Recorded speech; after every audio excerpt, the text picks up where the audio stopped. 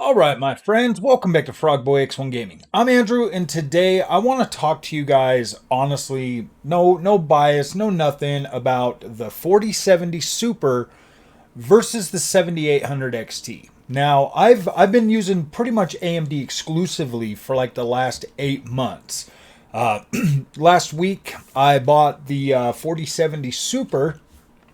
Before that, I had the 4070, just the regular 4070, and I wanted to I wanted to come back, from this overbearing AMD freaking, I kind of found myself getting to be more and more and more of like this of just like this one-sided fanboy. And a lot of you guys in the community had like been pointing that out and telling me, and sometimes my friends, I get on these little kicks where I'm just like, oh my gosh, this is the best, like this is incredible. And I kind of get a little bit too I wouldn't know if I'd say extreme, but I do go a little bit hard on things sometimes. So I wanted to get the 4070 Super, and I wanted to actually sit down, utilize it, and not be like, and not just quickly jump to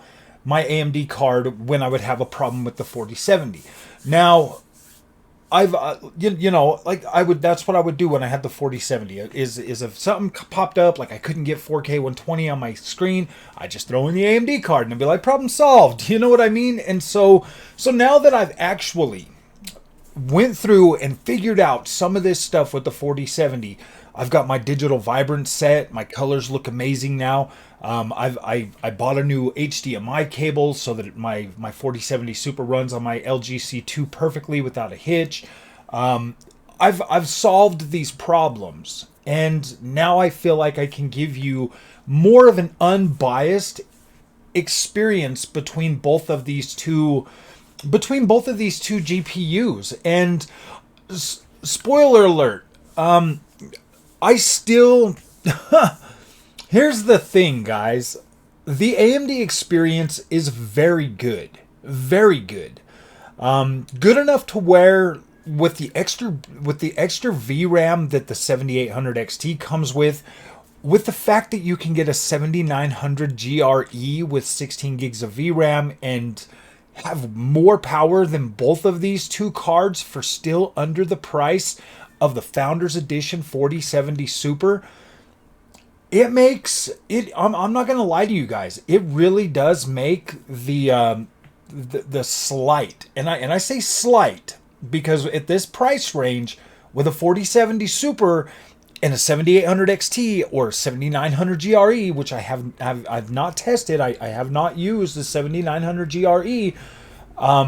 It makes the slight, and I mean that, and I do mean this, and it is true. The slight advantages that you get from DLSS or that you get from ray tracing with the 4070 Super, it literally makes them null and void to a point where, not null and void, but it literally makes it to a point where if the 4070 Super was $500, I would still say these cards are very even.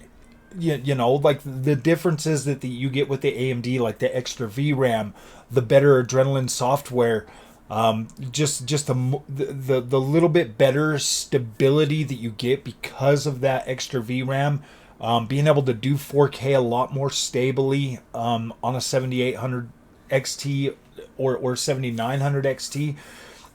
I think that kind of outweighs or at least evens up the fact that you do get better ray tracing performance on a majority of games that you would want to play with ray tracing, or the fact that you would be able to just run your game natively versus having to use like DLSS in the first place. Um, and the advancements, there are some games that do not look that great using FSR. They're not. But when you're on a 4K screen, and let me be completely honest, when you're on a 4K screen and you're utilizing either quality or balanced in FSR, I don't think you're really, honestly, I don't think you're gonna really mind the fact that you're not getting DLSS. I don't think the blemishes that you would see on a 4K screen are gonna really be like, oh my gosh, man, I should have spent $100 extra for a 4070 Super. You know what I mean? Like, I get that the DLSS is good, but I've also seen things, even in like Cyberpunk, in other games, where DLSS is not always stable. It doesn't always produce a perfect image quality in everything that you throw at it. Generally, it is better in most of the time. Like, it is better. And to be completely honest with you guys, having my digital vibrance fixed on the Nvidia GPU, it really does make it gets rid of all of the stuff that I was complaining about previously about DLSS looking like I'm losing quality in the visuals and stuff. Most of that really did just come down to the color. Being able to actually have those colors pop and fill in and bring in more of that color data, it actually brings back that that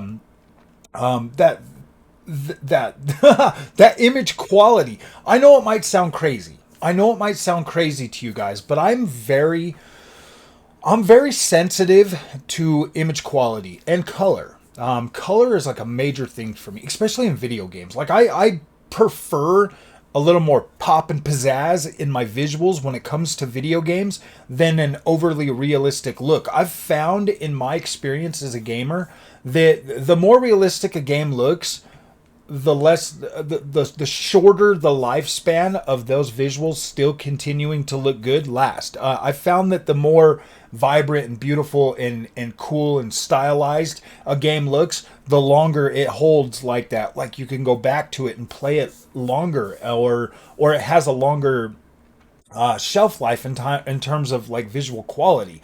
And like, when I have the ability on both AMD and Nvidia to adjust my color palette and make these games look better, that to me is important. It might not be important to you, it might not be important to everybody else, but that overall image quality, because of the better, the more vibrant or saturated, or just the the better color gamut that you get from digital vibrance, or on the AMD side with being able to alter your saturation, that to me adds image quality. It makes the image look denser, it makes it look better, it makes it look fuller, and therefore you get more overall image quality, and I feel like it kind of adds a little bit more stability, especially in terms of like your contrast. When you have a deeper, more vibrant color palette, it adds to contrast and it makes those experiences look significantly better,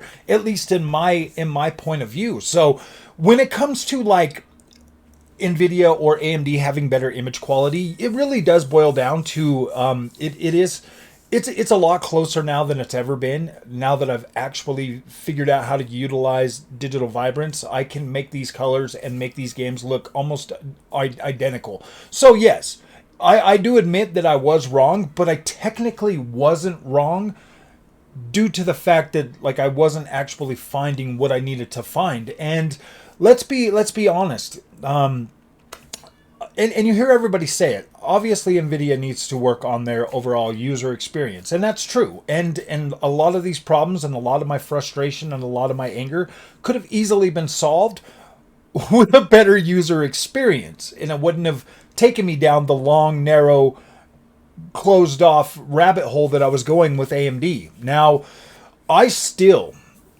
100% think and feel that the AMD experience, what it delivers and how much bang you get and for your buck, and just everything that AMD packs in there and the way they've created and maintained their user experience, I don't think it's as cut and dry as, Nvidia's the best. I don't. I don't think that is as cut and dry as it is. I do think that they're pretty even across the board in terms of like user experience.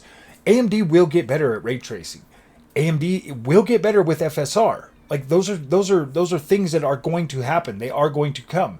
Whether they're there now or whether they're going to be there in the future, it gives you a little bit better peace of mind knowing that, like, look, man, I'm going to buy this AMD card. I'm getting a massive discount on it. I could put that extra money into a CPU or a PSU or a better motherboard or more video RAM or just whatever, or not video RAM but more RAM. You can utilize that extra money that you would have spent on an Nvidia GPU to better prepare your system for the future, which is a better investment of money. On my point, like, if you've already got all that other part solved and you just, hey man, I want day one features that are freaking fantastic and fabulous, I want path tracing, I want this, and I don't care, I'm gonna pay the money. That's kind of my recommendation for Nvidia. Like, it is nice to have. Like, don't get me wrong, guys. Like, when I'm sitting there and I'm in Cyberpunk or something, and I'm like, okay, yeah, dude, I'm in the 70s, I'm in the 80s, I'm using ray tracing, I'm using path tracing, I've got my my frame generation working. That's incredible. Or playing, or getting on, Horizon Forbidden West and knocking all the settings down to low and just boom, like blasting it with like frame generation and DLSS and just having it be like looking still incredible. That's crazy. Like, that's crazy. AMD, with the AMD's fluid motion frames, you can utilize that on all DX11 and DX12 games. And for the most part, like, it is pretty decent. Like, if you're moving in a straight line, or you're playing like a racing game, or you're in a single player game, it's generally pretty good. Like, it maxes out your screen refresh rate, so therefore it just looks smoother all the time. And what that smoothness actually brings to the experience is better clarity and image quality. And it's true. And the same goes for the frame generation on DLSS. Now that I've actually used it and I'm locking my frame rate, to a VSync rate, it smooths it out. It really does. It smooths it out. It makes it better. And the same goes for, AMD's fluid motion frames. If you're using that like FSR3 or whatever, fluid motion frames, AMD's fluid motion frames, the beta or the driver side, that one there, it is, sometimes I kind of feel like that's a little bit better frame generation than the FSR3 version, because of the implementation or whatever. Sometimes one is better than the other, but for the most part, they do feel pretty similar. And to tell you the truth, guys, I can't really tell a big enough difference between the Nvidia frame generation or the AMD's fluid motion frames. The biggest differences is Nvidia's doesn't necessarily double your frame rate, where AMD's fluid motion frames absolutely does. Like, if you're at 40 frames, you get 80. If you're at 60, you get 120. It literally doubles your frame rates, and in some cases will triple your frame rate depending on, the experience. But for Nvidia's, it's a lot more like, pulled together. So I've found in my experience that if you're, say you're at 60 frames and then you turn on frame generation, you get 90 frames. It's better to lock your frame rate on that particular game, or VSync it a few frames under, so that you consistently hit that, and then it feels smoother. It feels much better. A lot better on a controller. And, for the most part with FSR3, that's about the same way. You get your double frame rate, and then you lock it into a range that is like good, and all your issues go away. Like, it's smooth, it's consistent, and it feels pretty dang good. But you're going to have to do that. The only thing with AMD's fluid motion frames is the beta one, or not the beta, but the driver side one. That one there, you kind of have to leave variable. And for the most part, I don't ever really notice like screen tearing or anything like that. Like, it usually, to me, it seems fine. Like, I don't mind it. I turn it on every once in a while and utilize it, and it actually does a pretty decent job. But when you're when you're out there shopping, my friends, for a GPU, and you're asking yourself, like, okay, what do I want? Because let's face it, dude, you're going to have a lot of marketing, you're going to have a lot of influence, you're going to have a lot of that stuff when it comes to PC gaming. You're going to get a lot of misinformation out there too. or a lot of people, you know, just spouting stuff off and like not going out of their way to try to help you figure anything out.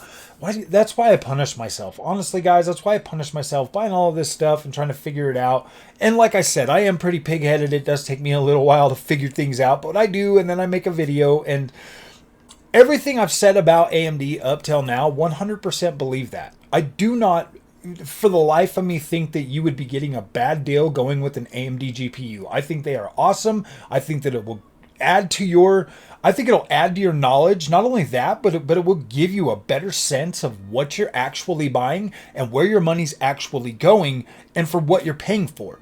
Because you could literally go out right now, just like I did, buy a 7800 XT, a 4070 Super, play with both of them for a week, and come back feeling exactly like I do right now.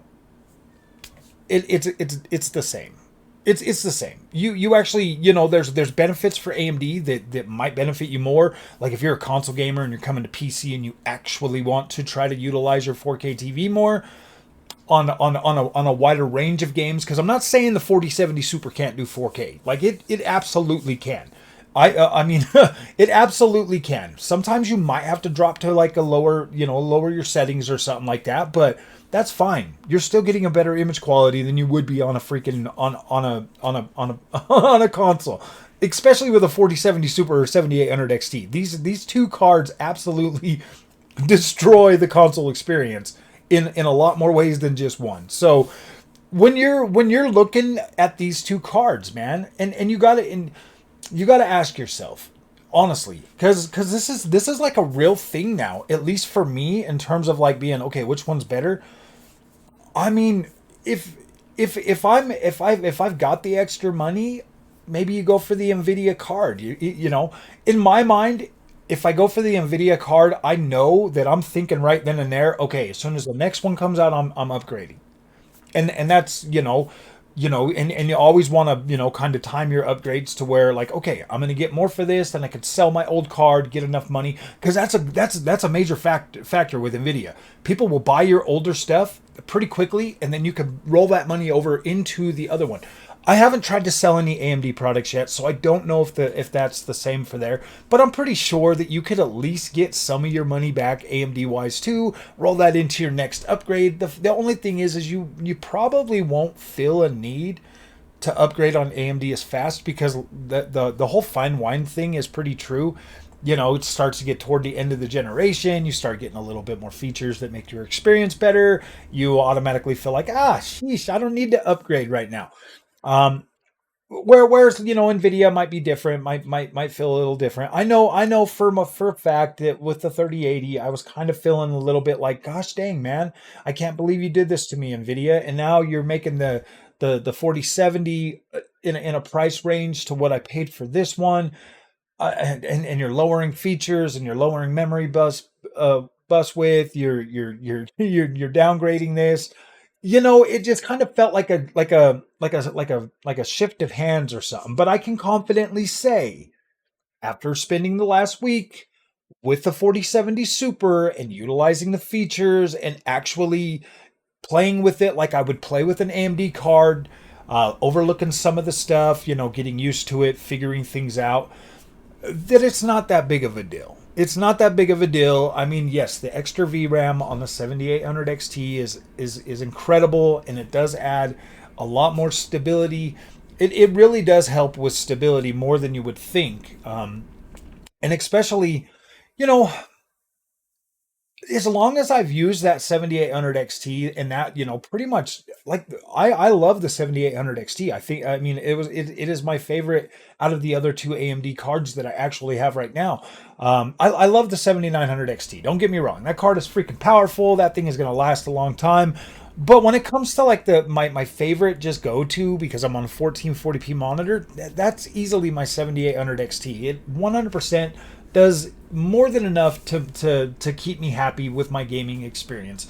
Honestly, guys, if the 3080 10 gig would have had the like 16 gigs of VRAM or even 12 gigs of VRAM, I probably would have still been happy with that card, because I'm actually pretty happy with the 7600 XT performance as well. That's a pretty solid card, and if you're buying that for 1080p, I think that card's gonna be a really good one. It's gonna be a long laster for sure. So at the end of the day, my friends, and this is honest, like I don't have a horse in this race. I really don't. I freaking love AMD. Nvidia is freaking awesome. It is expensive. I mean, I feel like you're kind of paying for a name, and you are obviously paying for features that, if you're just a gamer, you're not going to use, some of that other stuff. So if you're just a gamer, and you just want to play games, go with AMD. You're going to get more bang for your buck. You're not going to have to worry about all the other stuff that comes to that. If you use it for work too, obviously you're going to have to get the Nvidia. I mean, I guess I can't really say honestly you're going to have to get the AM. I don't know, man. When I'm using my editing software and stuff between both of these cards, like, there's really no difference. They're both slow at 4K rendering. They both take, anywhere from 10 to 15 to 20 minutes to render out, depending on how long my video is. It still takes both of them a while. They're not like in instant freaking. I mean, it still takes time. So you just factor that in, and you're fine either way. Like, if the AMD card takes 5 minutes longer after waiting 30 minutes, is it really gonna matter? Like, is it really gonna matter? You're still gonna have to upload it to YouTube and all of that stuff. So at the end of the day, man, like, I cannot really find. I really can't, like, come up with a really good reason to be like, yeah, man, get the 4070 Super. The ray tracing and the DLSS versus the extra VRAM and like the better user experience. Seriously, like, how do you be like, yeah, man, you're gonna love the DLSS and you're gonna love the ray tracing versus, dude, you're gonna freaking love the Adrenaline software and you are going to be happy that you have that extra VRAM for your GPU. And they both got about the same power. Like, they both run pretty good. There are a few games that run better on AMD. There's a few games that run better on Nvidia. But for the most part, like, it's so even across the board for me that it's like, dang, man. Like, yeah, I get better ray tracing on some games, but I get more VRAM on the other side.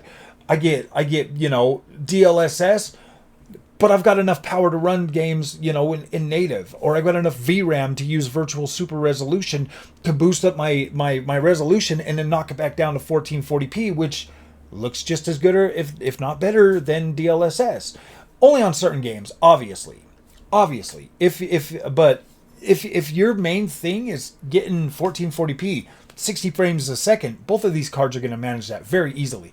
And you're going to be able to, with upscale, render higher resolution on the 7800 XT, because you got the more VRAM, then you can knock it down. As long as you got 60 frames a second, then you can turn on your FSR. If you're not hitting 60, then you can get your frame rate back up, and it still looks incredible. There's so many ways. There's so many ways to make your AMD experience look and feel incredible, just as there are with Nvidia.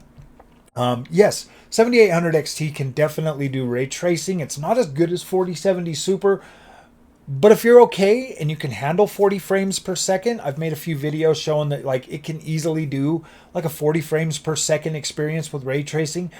Sometimes that's actually all you really need for a single player game, and it still feels good. You've got your VRR, you've got your FreeSync, all of that stuff that makes it smoother, and it's still playable. So I don't know, guys. I don't necessarily disagree with the fact that like, the ray tracing performance in the DLSS is obviously the superior, option out of the gate. Yes, they both work very well, and you do get, overall more performance and, slightly better image quality with that. And I say slightly because on 4K, if you're using quality or performance or balanced, it's not that big of a deal. Not enough to be like, ooh, gosh, I can notice that. I mean, like, you might, if you're like really looking for things, you might be able to notice that DLSS is better. But for the most part, my friends, honestly, I like them both.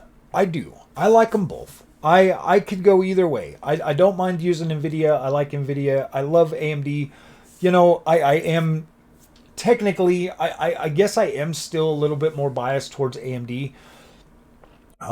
in terms of like I think it's the best bang for your buck. I absolutely, you know, stand behind AMD as like, yeah, this is a good product. I do. I feel like it's a good product, and I feel like you would be more than satisfied with AMD. The shortcomings that it does have, you know, when you look at the price that you pay for it, you're like, okay, that kind of evens out. It's good. Like it is good, and they do have a little bit more longevity built into them, obviously. But Nvidia, I think that if you bought a 4070 Super Founders Edition and you see how premium that experience is, and you feel that and you experience that, I don't know. I mean, me personally, the $600 for the 4070 Super was worth it because it's a Founders Edition and it absolutely looks incredible. That card feels so premium, it's not even funny. And now that I've got it running with my new HDMI cable and everything's working fine, yeah, dude, I'd be none the wiser. If I had the 4070 Super, I'd be none the wiser. And I could see why people would be like, yeah, this is premium. Because it is. It is premium, and it feels incredible. But as somebody that's also got a 7800 XT and has used that experience, yeah, it's a lot. It's not as cut and dry as a lot of other people would let you know. And that's all I'm saying. I think that you would be happy with either one. So you're going to have to decide at the end of the day what money you're wanting to spend. I think you get a better bang for your buck with AMD, and I don't think you would miss the other features from Nvidia. Whereas with Nvidia, you are definitely going to get a cutting edge experience at the, you know, for a cost, and that's fine. That is absolutely fine too. So, all right, my friends, if you guys like this updated review on both of these cards, hit that like, hit that subscribe button. Let me know in the comments section if you what other kind of stuff you guys would like me to go into, and I will. So I'm thinking, you know, from forward on, we will start doing a little bit more, like, because I'm going to keep the 4070 in there for a little while longer, at least, you know, so I can continue, you know, getting video footage for all of these things, because I have deleted all the AMD software and I'm only running the Nvidia software on there right now, because I get what you guys are saying. And I don't want to have anything biased. I will take the extra time necessary to do what I have to do, because when I put another card in there, it will be in there for a while. So I will take those extra necessary steps. I was going to just, you know, pull them out and put them in, but no, we're not going to do that. We're going to give each card, because I found it a lot easier this time doing this way, you know, like taking all the other drivers off and actually using this and leaving it in there. It's helped me stabilize the experience, and it's actually helped me make it a lot better. It's actually helped me, you know, get in there and try to problem solve and figure stuff out when it arises. So this is probably the way we're going to do it. I will be doing, like, you know, Nvidia stuff, and then I'll be doing AMD stuff, and I'll be covering them, showing off the best of these cards, you know, the best way I can. I want you to be informed. I want you to know what you're getting yourself into. I want you to be able to choose or pick one of these cards and feel secure and feel confident in the decision that you made. So I'm going to do my best to make sure that my content is a lot better when it comes to these two products. So like I said, guys, hit the like, hit the subscribe. I'll see you guys in the next one. Thank you so much for freaking watching this video.